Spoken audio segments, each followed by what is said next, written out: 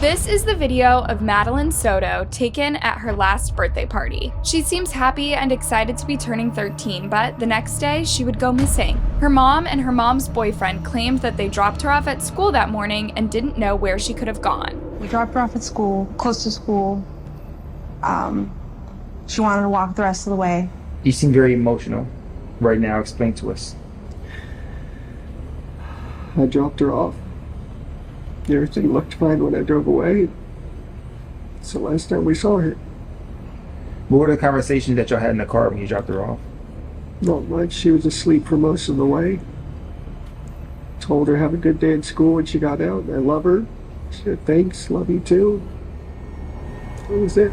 But later, investigators would find chilling evidence showing that this was all a lie. Our detectives have determined that Madeline was never dropped off. Instead, we believe she was already dead at the time and that Stephen Stearns moved her body in the early morning hours on that day. So what really happened to Madeline? How long had the mother's boyfriend been hurting her? And how was her mother involved in all of this? Let's find out.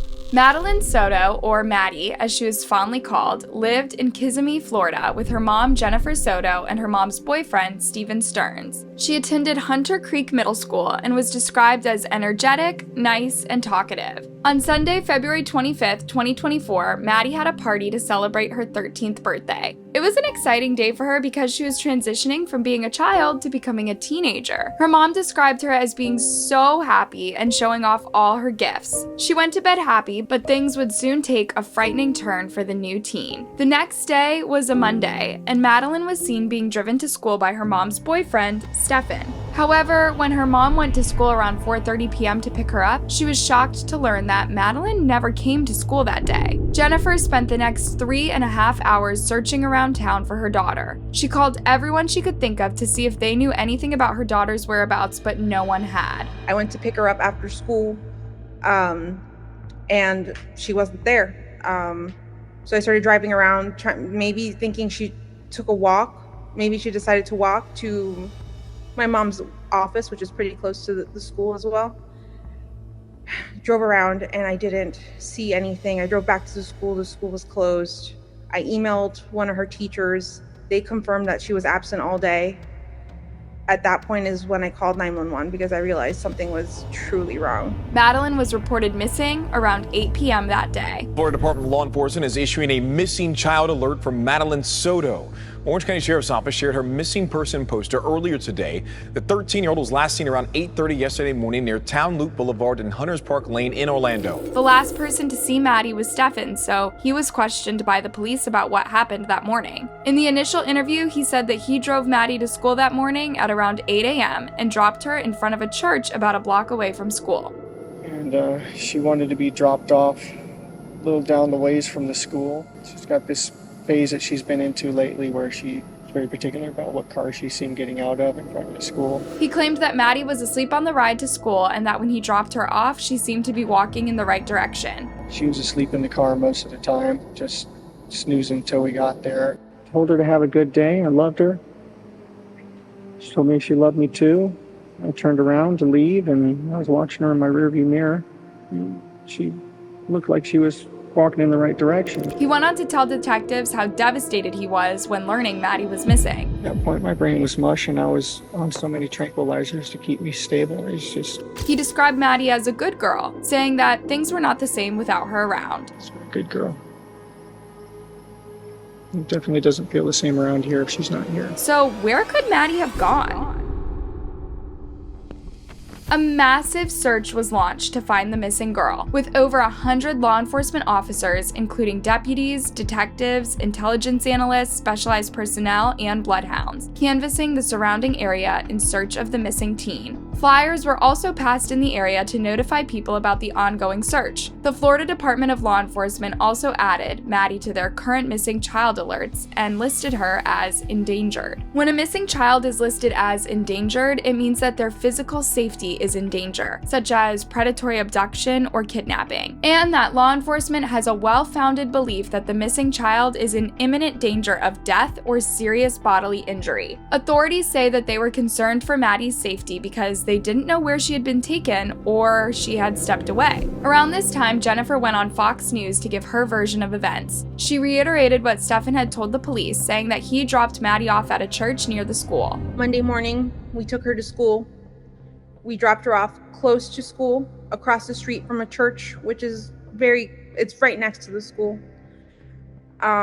She crossed the street and walked to school, what we thought walked to school. My boyfriend who drove her to school drove away at that point. It was seen on video footage that she hung out in the parking lot of the church for a few minutes and then got up and walked towards the school. But she never made it that walk and that was around 9 a.m. when she got up. She never made it to school after that.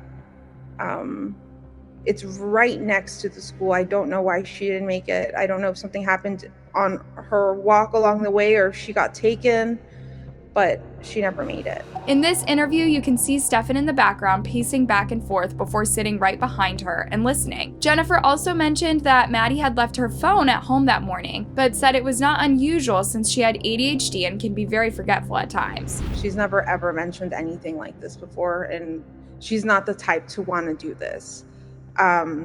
She did accidentally leave her phone on Monday, which is kind of normal for her. She's got ADHD and very forgetful. So she left her phone at home, so there's no way to trace her. They tried tracing her school laptop, but that's off. Jennifer said that she believed Maddie had been taken against her will because there was no way she could have gone off like that on her own. I'm trying to hope for the best, but I'm scared for her. I want her to be okay, and I want her to be safe. I don't want her to come back harmed. I just want her back. Whatever that means, I just want her back. Wednesday, February 28th, authorities held a press conference to update the public about the ongoing search. So our missing persons detectives responded to take over the investigation. So they did interviews with mom's boyfriend, Madeline's friends from school. We were able to access Madeline's phone, and there is information on the phone that indicated that she told people when she turned 13, which was on February 22nd, she actually wanted to go live in the woods. So that was in her phone. What would make a 13-year-old girl want to live in the woods? Was there something happening at home that she was trying to escape from? If so, what? But still, the timing of this seemed kind of suspicious. Like she left her phone at home with a message saying that she wanted to go off the grid and live in the woods. This just seemed too convenient, right? After this information, the search was expanded to include all wooded areas. As this was happening, Jennifer and Stefan appeared together in an interview with WFTV Channel 9 News. They both seemed distressed as they spoke about Maddie's disappearance. Tell me how you feel right now. I feel like I can't breathe. All I keep thinking about is, where is she? Is she safe? Is she okay? But we're all a wreck. My entire family is a mess. Stefan especially appeared distraught, saying that he kind of blamed himself for what happened. You seem very emotional right now. Explain to us. I dropped her off. Everything looked fine when I drove away. It's the last time we saw her. What were the conversations that y'all had in the car when you dropped her off? Not much. She was asleep for most of the way. Told her have a good day at school when she got out. I love her. She said thanks, love you too. That was it. And so where do you think she could possibly be? I mean, this isn't, as I was told, this isn't normal behavior. It was not normal behavior. She's not the type that would just run off. We don't know where she could be. We're scared. We just want her home. Are you, in a sense, blaming yourself? It's hard not to. Why? I dropped her off early. But this case was about to take a disturbing turn.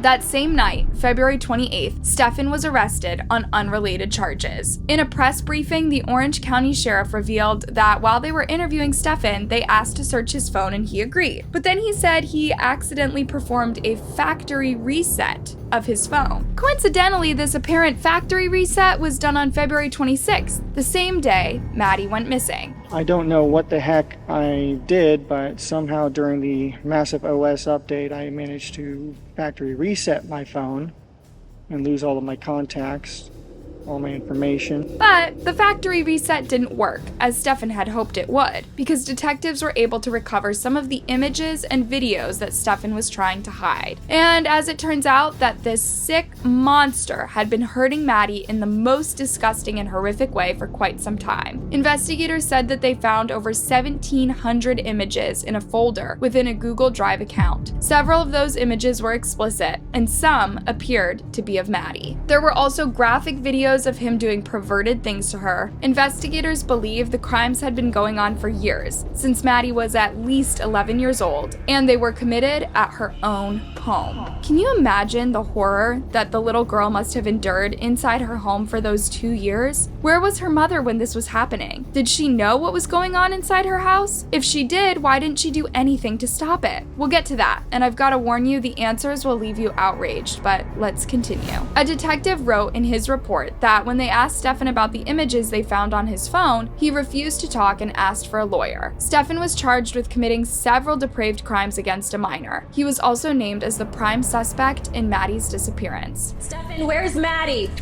Did you hurt her? Where was Maddie last seen? Why aren't you helping her mother and her family?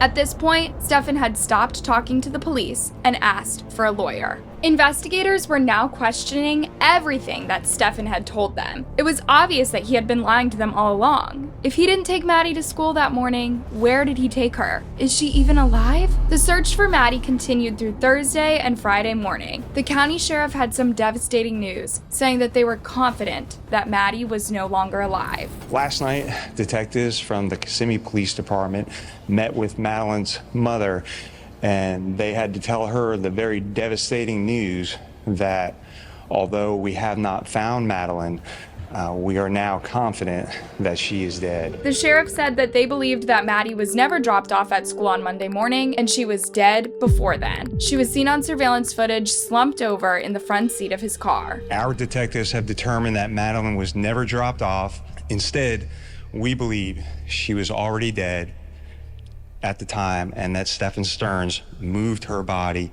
in the early morning hours on that day. Surveillance cameras also captured Stefan dumping Maddie's laptop and belongings behind their apartment complex around 7:35 a.m. that morning. We have video evidence that shows Stefan Stearns discarding items in a dumpster in that apartment complex in Kissimmee at 7:35 on Monday, February 26. Detectives later recovered Madeline's backpack and her school-issued laptop from that dumpster. At 8:19, we have evidence that shows Stefan Stearns returning to the complex, and Madeline was visible in that vehicle. We believe she was already dead at that time. The sheriff announced that at this point they were focusing their efforts on trying to recover Maddie's body. But it is the city of St. Cloud, as well as Kissimmee, the Orange County Sheriff's Office, and the Osceola County Sheriff's Office. They are the 4 agencies that were out there investigating. They are looking for clues, looking for the body of 13-year-old Madeline Soto, and then they tell us that they will also be doing this until they find her body for the remainder of the weekend. Detectives received tips that Stefan was spotted changing a tire on Monday between 1 p.m. to 2 p.m. at Old Hickory Tree and Noddle Road. This information led to multiple law enforcement agencies, including Kissimmee Police Department, St. Cloud Police, Orange County Sheriff's Office, and Osceola County Sheriff's Office, collaborating to search the area. And we begin with some breaking news at this hour. That search has law enforcement walking through the woods near St. Cloud at this hour. This is the view from Skyfox, flying high over the scene on Knowltree Road near Old Hickory Road. Right now, the sheriff thinks the key to finding Maddie's body is by talking to people who saw this car on Monday that was in the area where they're searching now. At around 4:30 p.m., their efforts paid off. After being missing for 5 days, Madeline's body was found in a remote wooded area off Old Hickory Road. She was wearing the same clothes that she was last seen wearing. Breaking news at 6. Sources just confirmed to Channel 9 the body of missing 13-year-old Madeline Soto has been found. We have learned that a tip called in after this afternoon's press conference with Orange County Sheriff John Mina led detectives to her body. Law enforcement from several agencies still out at the scene right there off of Hickory Tree Road in Osceola County. The tragic news left everyone who had been following the case completely heartbroken, with many saying that while they didn't know Maddie personally, they had been praying for her to be found alive and well. It broke my heart because the first thing that came to my mind was my own daughter.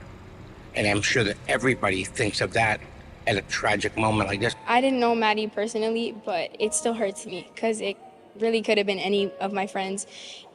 But she's still one of I feel like she's family. The Bible teaches us that we have to cry with those who cry and laugh with those who laugh. So now we will cry with those who cry. We will mourn with those who mourn, and we will be able to give a message of hope and knowing that God is in control through it all. It's heartbreaking and saddening to kind of see this happening. Your children are supposed to be protected, and unfortunately in this case, she was exposed. We want to let the family know that the church is there for them, that God doesn't abandon them because the situation changes. A memorial was set up for the young girl, with people in the community bringing flowers, rosaries, and stuffed animals. A lot of people showed up for this, parents, grandparents mostly, just people who either knew her or didn't even know her, but were just shocked to learn what she had to endure and the tragic ending of her life. People brought balloons and toys, flowers, everything you name it, teddy bears, to a growing memorial on the side of Hickory Tree Road in Osceola County. Maddie's disappearance and now murder has sparked a widespread community support in the quest for justice. Whoever it may be, they need to be punished to the fullest extent of the law. The case was now a murder investigation, and the police said that they were going to do everything they could to uncover the truth about what happened to Maddie. At this point, people were also beginning to wonder what Jennifer knew about her daughter's murder. Did she know all along that her daughter was no longer alive, or did Stefan fool her the same way he had fooled everyone? Now, people noticed that in her initial interview, she kept interchanging between we and he took her to school that morning. We dropped her off at school, close to school. She wanted to walk the rest of the way. I wasn't the one who took her to school in the morning. That was my partner. Yeah. She also kind of contradicted herself about the last time she saw Maddie. In the TV interviews, she said that she last saw her daughter on the night of her 13th birthday party before she disappeared. I told her goodnight and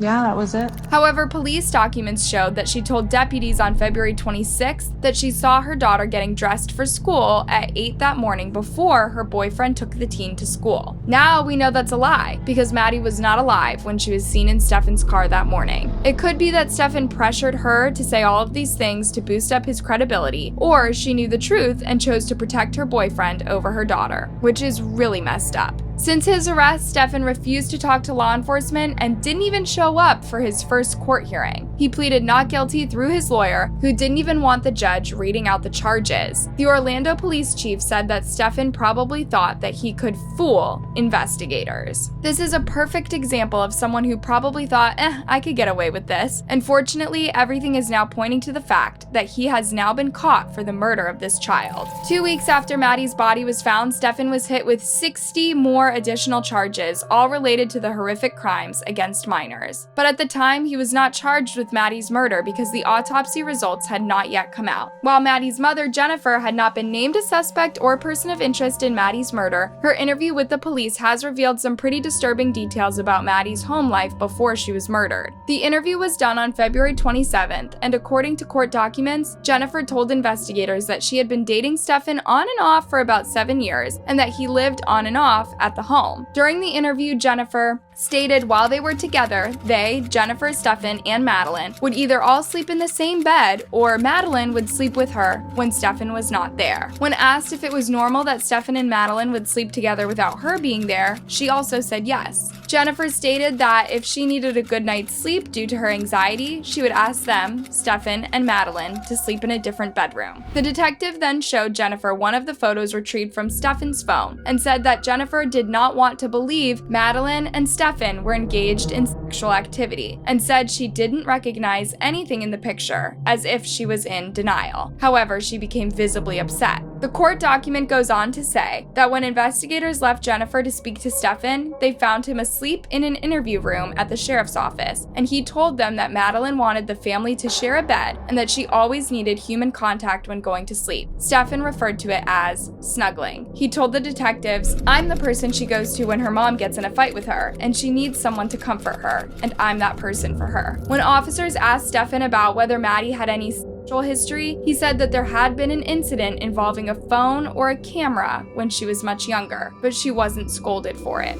This girl knows nothing but love here in this house. She hardly ever hears the word no. Double-edged sword that is. On April 25th, 2024, Stefan was indicted by a grand jury and charged with first-degree murder. A pretrial hearing for the case is scheduled for July 10th, with a trial set for July 16th. If found guilty of the charges, he could be sentenced to life in prison. Details on how Maddie died or the circumstances surrounding her death have not been revealed as of May 2024. What do you think about this case? Do you think Jennifer is partially to blame for what happened to Maddie? Let me know in the comments, and don't leave without subscribing and clicking the bell button for more videos like this.